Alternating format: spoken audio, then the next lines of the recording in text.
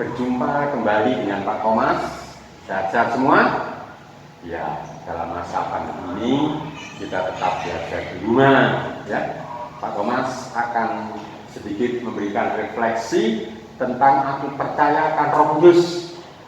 Mungkin biar lebih jelas, visualnya Pak Thomas buka, ya. Pak Thomas buka aja visualnya karena kita jarak jauh. Oke? Ya.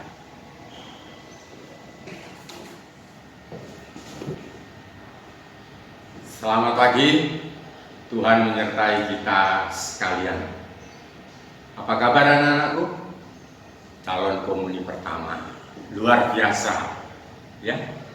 Tetap di rumah saja karena situasi masih situasi pandemi. No problem, tidak mengurangi berkat dari Tuhan yang maha baik untuk anak-anak semua. Pada kesempatan ini, Pak Thomas akan memberikan sedikit pencerahan tentang aku percaya akan Roh Kudus. Tentu kalian banyak mengetahui atau sudah pernah mengetahui apa itu Roh Kudus. Kalau anak-anak ikut misa di gereja, setelah homili pasti kita mendoakan aku percaya akan Allah Bapa yang Maha Kuasa, pencipta langit dan bumi, dan seterusnya. Dan salah satu dalam rumusan itu, aku percaya akan Roh Kudus. Ya, aku percaya akan Roh Kudus itu apa maksud? Percaya akan Roh Kudus berarti kita mengakui adanya Tritunggal Maha Kudus. Allah Bapa, Allah Putra, Allah Roh Kudus. Allah Roh Kudus, ya, pribadi Allah yang ketiga. Kita tahu bahwa Allah hanya satu, tetapi pribadi Allah ada Allah Bapa, Allah Putra, dan Allah Roh Kudus yang menyertai kita. Allah Roh Kudus, Allah Putra, Allah Bapa, ini yang kita imani. Allah Putra, Yesus sendiri, Allah Roh Kudus, Roh Allah sendiri, Roh Yesus sendiri yang diutus ke dunia untuk memberikan penghiburan dan kebaikan bagi kita semua. Anak-anak yang terkasih, misi Sang Putra, misi Yesus datang ke dunia, dan misi Roh Kudus sejak awal Putra dan Roh Kudus diutus oleh Bapa di surga supaya kita tetap bersatu dalam kasih karunia Allah, mempersatukan kita. Roh Kudus mempersatukan kita dengan putranya Yesus yang kita imani. Anak-anak, pada kesempatan ini juga Pak Thomas ingin memberikan sedikit arahan, sedikit refleksi nama-nama lain dari Roh Kudus. Roh Kudus nama khusus dari pribadi Allah yang ketiga. Yang ketiga, Tritunggal Maha Kudus. Yesus menyebutnya dengan Roh Penghibur dan Roh Kebenaran. Karena Roh Kudus adalah Roh yang menghibur kita dan menuntun kita menuju jalan kebenaran. Anak-anak, Perjanjian Baru menyebut Roh Kristus, Roh Tuhan adalah Roh kemuliaan dan Roh perjanjian. Ini jadi kita senantiasa dalam segala aktivitas mendapat bantuan, mendapat pertolongan dari Roh Allah sendiri, yaitu Roh Kudus, agar jalan kita menjadi jalan yang benar, jalan yang mengimani Sang Putra Yesus Kristus yang sudah banyak berbuat baik kepada kita, berbuat baik kepada dunia. Simbol apa yang digunakan untuk menunjukkan Roh Kudus? Tentu anak-anak banyak juga mengetahui dari cerita-cerita terdahulu. Simbol-simbol dari Roh Kudus, air hidup yang memancar dari hati Yesus. Hati Yesus yang terluka, yang memuaskan dahaga. Yesus menderita sengsara dalam sakrat maut. yang ingin memberikan penghiburan kepada kita yang haus akan firman-Nya. Dilambangkan dengan air hidup, air yang keluar dari hati Yesus yang terluka. Yang kedua, anak-anakku, pengurapan dengan minyak suci.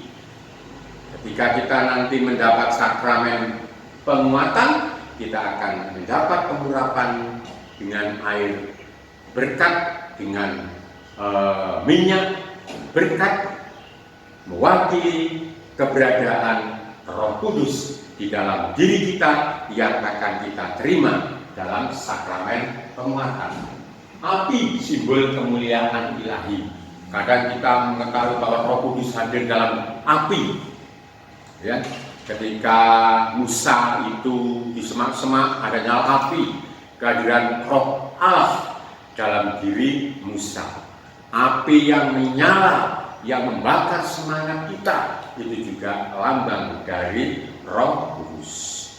Dan yang keempat, penumpangan tangan dalam pencurahan Roh Kudus. Bapak Uskup akan menumpangkan tangan kepada kita ketika kita nanti mendapat sakramen penguatan. Itu juga merupakan lambang dari Roh Kudus hadir di dalam hati kita. Baik, anak-anak yang terkasih, memang ini dalam bentuk daring, dalam bentuk virtual, maka Pak Thomas tidak bisa bercerita dengan contoh-contoh yang panjang dan lebar. Anak-anak nanti bisa membaca-baca sendiri dalam buku-buku yang berkaitannya dengan siapa itu Roh Kudus. Kemudian juga burung merpati, Roh Kudus. Ketika Yesus dibaptis, Roh Kudus berupa burung merpati, roh langit terbuka dan suara Allah Bapa. Inilah putraku yang kukasihi, kepadanya aku berkenan. Roh Kudus berupa simbol burung merpati. Ini mungkin yang banyak anak-anak ketahui di gereja, atau di rumah, atau di mana. Kalau ada burung merpati, lambang burung merpati, itu berarti lambang dari Roh Kudus. Anak-anak yang terkasih, apa yang digenapi Roh Kudus dalam diri Yohanes Pembaptis? Kita tahu bahwa Yohanes Pembaptis merupakan perantara kehadiran Yesus Sang Juru Selamat.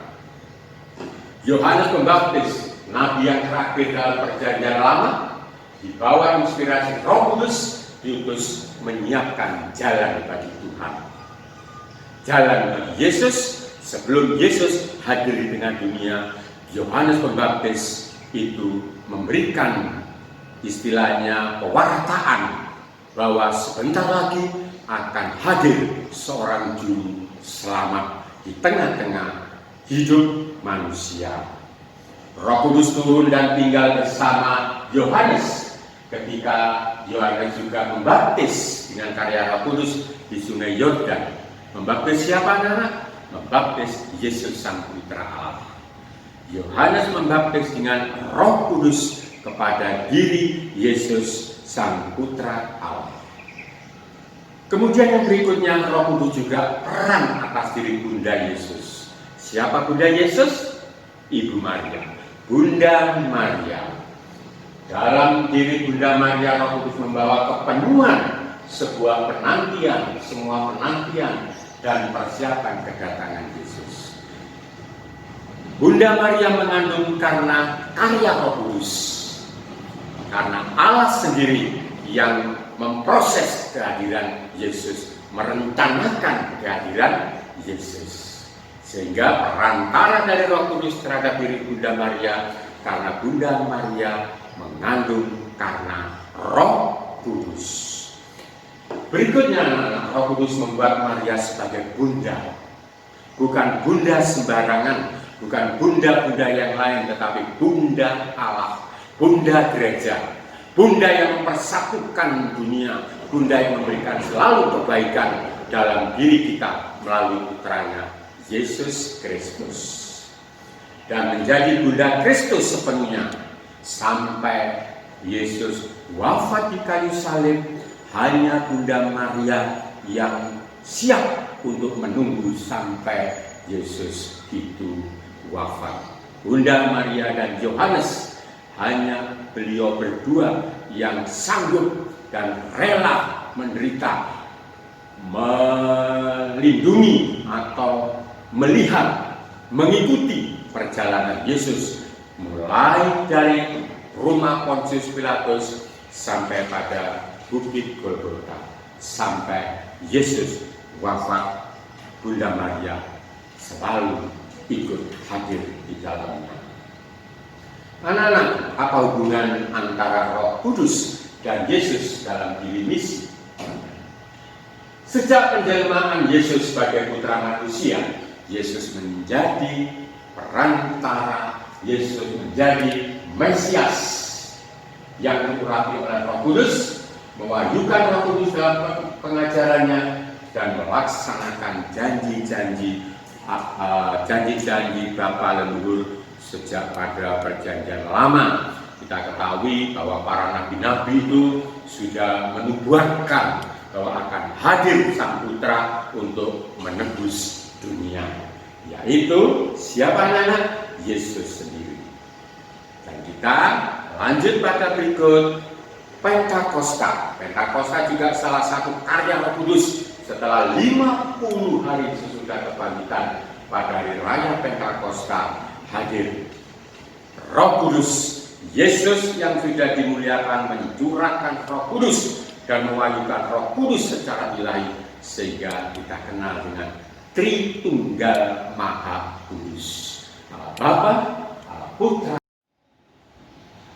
Maka sekali lagi anak-anak, Allah selalu memberikan kasih sayang kepada kita, selalu memberi berkat kepada kita, sehingga kita harus berani merenungkan diri.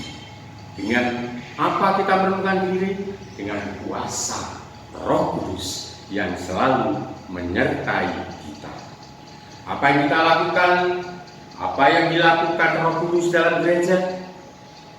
Roh Kudus membangun, menyucikan gereja sebagai roh cinta kasih, dan Roh Kudus memulihkan keserupaan ilahi yang hilang karena dosa kita. Maka karena Roh Kudus kita dipulihkan, hubungan kita yang retak, hubungan kita bahkan putus karena dosa berat, maka karena Roh Kudus kita disatukan kembali kepada kerahiman Bapa di surga. Bagaimana Kristus dan Roh Kudus berkarya dalam hati kita, dalam diri umat beriman. Selalu kita berkomunikasi dengan Roh Kudus melalui sakramen-sakramen yang diterimakan oleh gereja. Kalau nanti pandemi ini sudah selesai atau gereja sudah mulai beribadah lagi, nanti anak-anak calon komuni pertama ini mendapat sakramen komuni pertama, mendapat sakramen tubuh dan darah Kristus. Ya, semoga pandemi ini sudah selesai. Semoga pandemi ini segera berakhir dan peribadatan berjalan kembali, maka akan diterimakan sakramen tubuh dan darah Kristus untuk anak-anak calon komuni pertama ini. Tuhan senantiasa memberkati kita. Tetap di rumah, belajar dari rumah, cuci tangan, pakai masker, jaga jarak, dan selalu makanan dengan makanan yang bergizi, olahraga teratur, sehingga kita tetap sehat-sehat selalu. Salam sehat selalu. Tuhan memberkati.